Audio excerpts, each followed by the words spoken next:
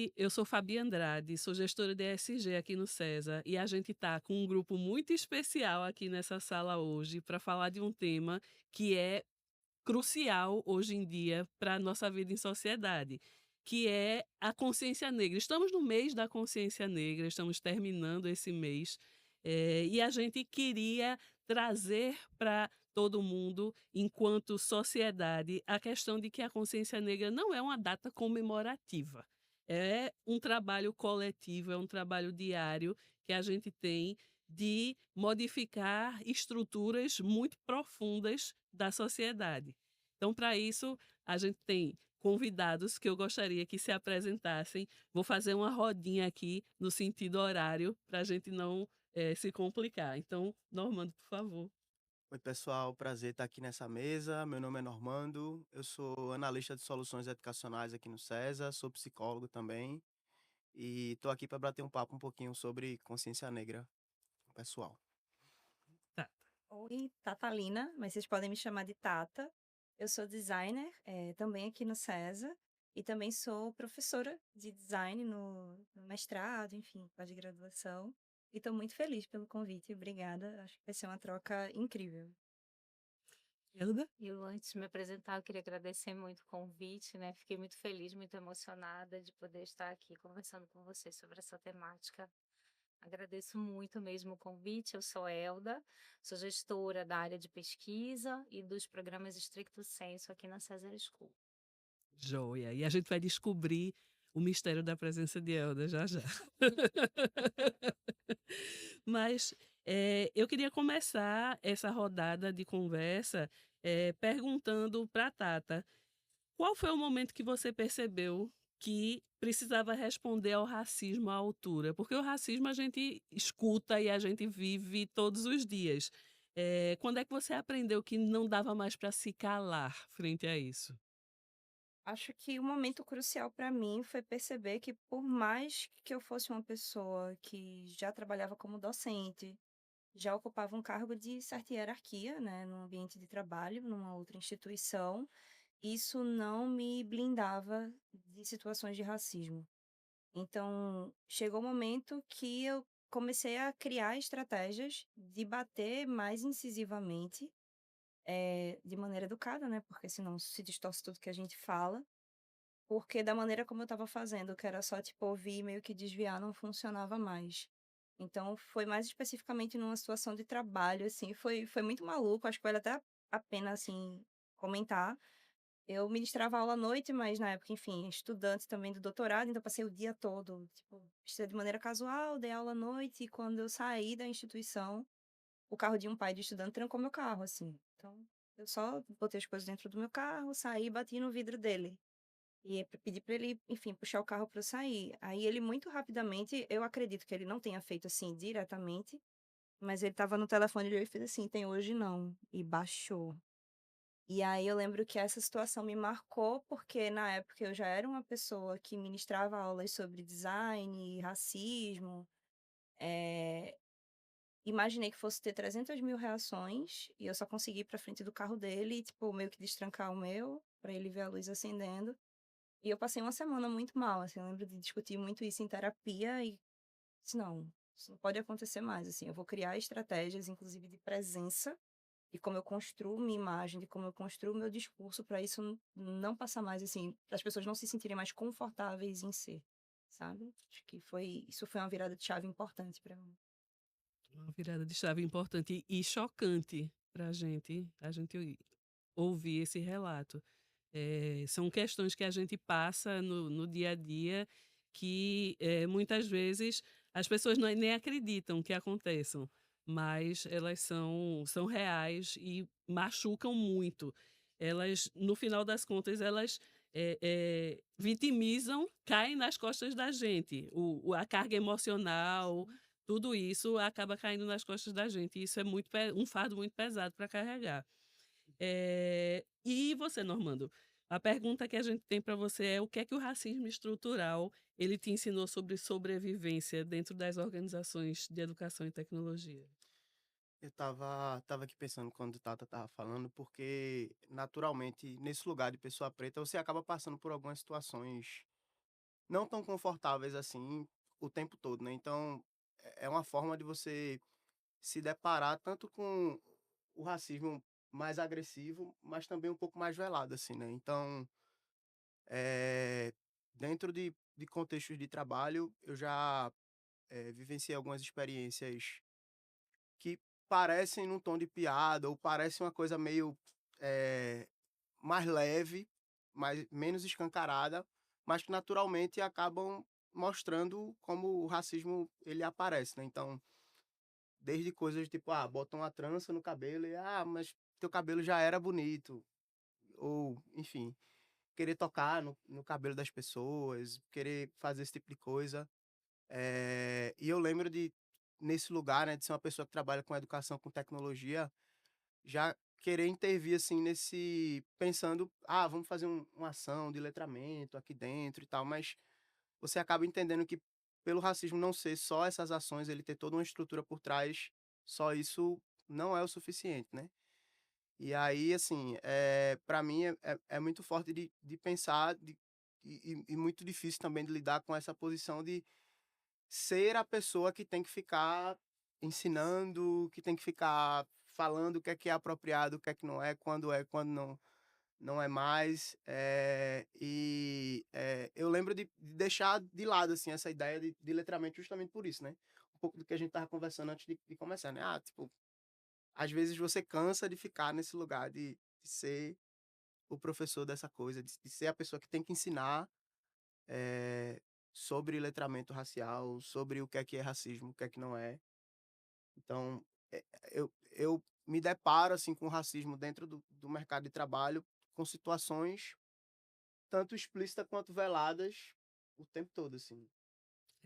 É difícil e, mais uma vez, mais uma carga que cai nas costas da gente, muito frequentemente, de nós pessoas pretas, que são Sim. a questão, de educar, de letrar, de formar o pensamento crítico das outras pessoas.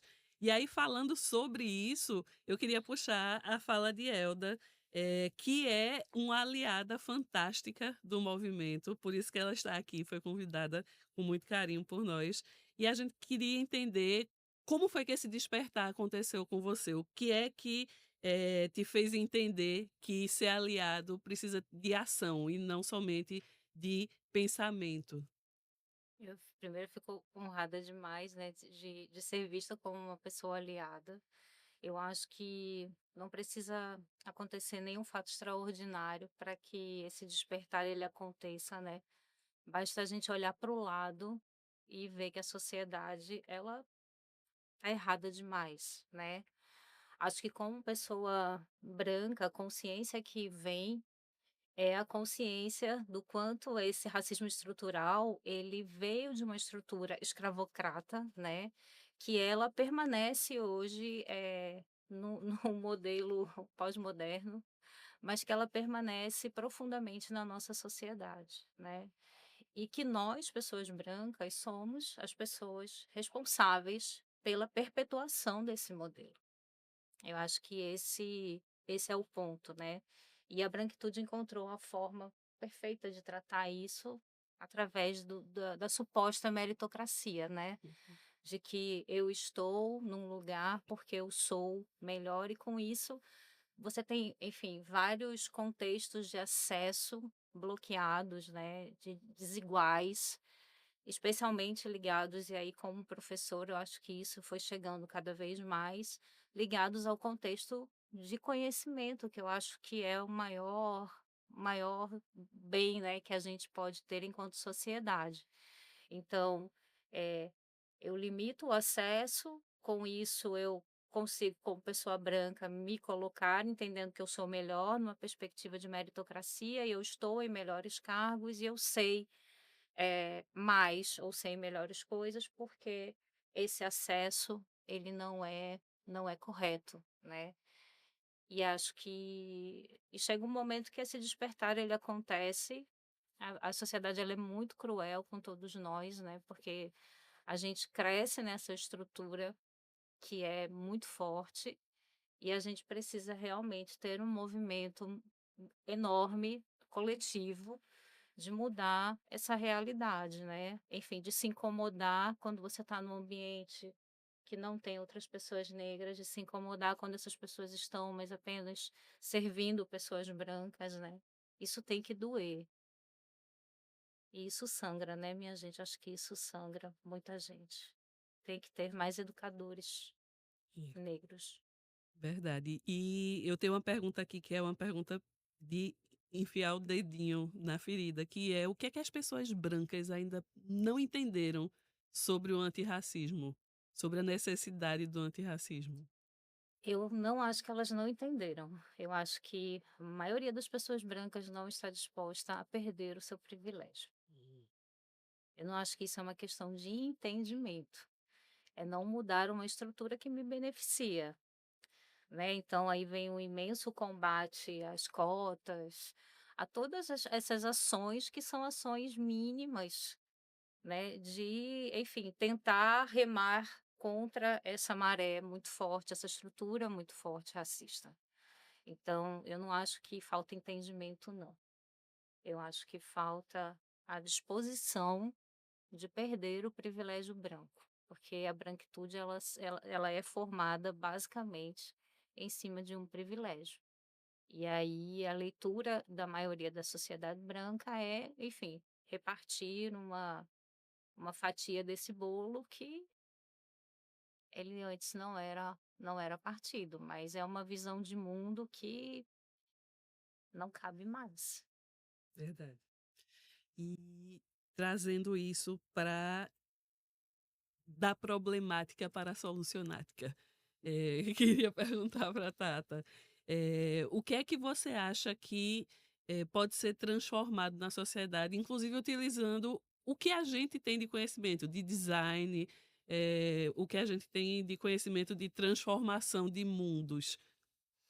Em plena semana de COP30, eh, eu não consigo pensar em transformações, e aí a gente pode falar de, tipo, desigualdades raciais em termos de consciência negra ou até de outros tipos de desigualdade, sem trazer todas as pessoas que são afetadas, Hum. direto ou indiretamente, para a mesa para discutir.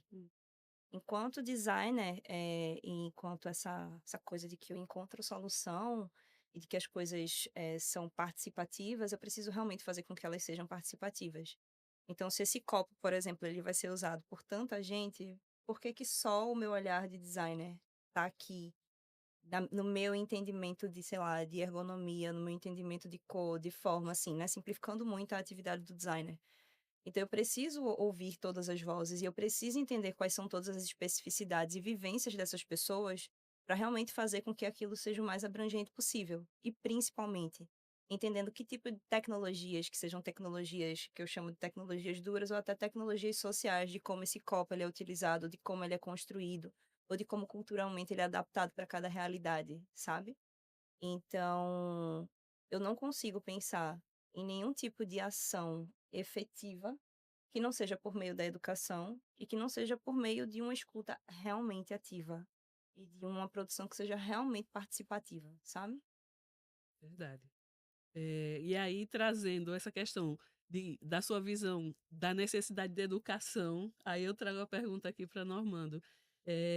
Como é que você vê os avanços da educação nesse campo? É, Tata estava falando ali, eu estava lembrando de uma frase que é usado muito mais eh, pela discussão de pessoas com deficiência, toda essa discussão do pessoal que luta, né, por inclusão, mas que eu acho que tem muito a ver com isso e a educação também precisa usar eh, desse tipo de discurso e desse tipo de recurso que é nada sobre nós sem nós, né? Então, assim, isso é muito importante para a gente pensar no papel da educação, como é que a educação pode contribuir. Eu acho que esse é o primeiro passo, um processo de escuta com todas as pessoas, essa dor, como é que ela aparece. E eu acho que esse movimento de trazer a Elda para cá, para estar junto com a gente, é muito simbólico, porque a gente precisa escutar todas as pessoas, inclusive as pessoas que estão de fora, né? Então, escutar a Elda trazendo para cá para a gente, né? Comentando sobre a opinião dela, sobre o porquê que as pessoas brancas, por exemplo, o que é que ainda falta. muda muito o jogo, né? De você ter todas as pessoas envolvidas e participando do processo de construção. Eu enxergo muito que a gente geralmente olha para a educação com um olhar muito de curso, né? Ah, vou fazer um curso e tal, mas tudo isso tem que ter um olhar muito interdisciplinar. Então, que tipo de ação educativa a gente vai fazer depois de um processo de letramento? Que tipo de acompanhamento? Como é que a gente vai acompanhar essas pessoas? Que tipo de personalização a gente vai fazer também, né? A depender do público, é um discurso muito forte hoje, né? Como é que a gente pode personalizar experiências para todo mundo. Então, trazer todo mundo para a mesa para conversar, olhar particularmente a demanda de todo mundo, personalizar o processo de formação, de letramento, de aprofundamento dentro de discussões raciais. Eu acho que é um pouco do caminho que a educação tem para contribuir. Perfeito. E agora estamos nos aproximando do final. Esse podcast é um podcast curtinho, mas eu queria perguntar de vocês uma resposta rápida. O que é que cada um pode fazer agora, neste momento? Para Tata, uma orientação para enfrentamento de ambientes hostis. Eu acho que é a estratégia que eu uso na vida, assim. Ao invés de eu ficar batendo de frente com um racista, esperando que essa pessoa abra as portas pra mim, eu chego numa menininha preta ou numa pessoa preta e fortaleço ela, pra que ela não ache que ela precisa da permissão do outro pra ela ocupar espaços. Eu ensino a chutar a porta, sabe? Eu gosto de brincar que eu, tipo, ensino a chutar a porta. Então, eu acho que se a gente sempre partir dessa perspectiva de, tipo, ok, o enfrentamento ele é necessário, mas se eu educar a pessoa e fizer com que ela enxergue que ela tem direitos e que ela merece estar ali tanto quanto o outro, eu fortaleço dentro de uma outra perspectiva, sabe? Perfeito. Para Normando, o que é que a gente pode dizer para organizações, para empresas que dizem que não sabem por onde começar a educação antirracista? Eu acho que a gente falou um pouco sobre isso, né? Não quero muito chover no molhado, né? Mas trazer as pessoas negras para dentro desse tipo de discussão. Eu acho que tem uma outra esfera também que é muito importante de ressaltar, que é como a gente pode, dentro de um contexto de educação, diversificar o consumo, de maneira geral, assim, né? Diversificar as nossas referências.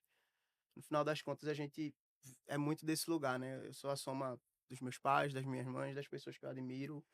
Meu discurso, ele reverbera muito isso. E eu acho que parte do problema nesse processo de letramento racial é a ausência de pessoas negras dentro do meu ciclo de referência. Então, se eu sou dentro de um contexto acadêmico e eu só leio autores brancos, então isso acaba trazendo um pouco de problema. Então, revisitar dentro dos contextos de referência da própria empresa, quais são as figuras negras que vão impactar e influenciar aquele meio, aquele ciclo. Então, será que tem pessoas de liderança dentro dessa empresa que são pessoas negras? Será que a gente está usando de recursos visuais dentro do espaço da empresa, né? Será que tem fotos de pessoas negras? Será que os valores refletem também esse tipo de lugar? Então, acho que a gente ter diversidade na forma que a empresa consome e coloca para fora esse tipo de imagem é um bom caminho. Inclusive, um salve, Thaís Nascimento e Roberta Fernandes. Um salve para elas, que foram pavimentando esse caminho para que a gente pudesse caminhar nele.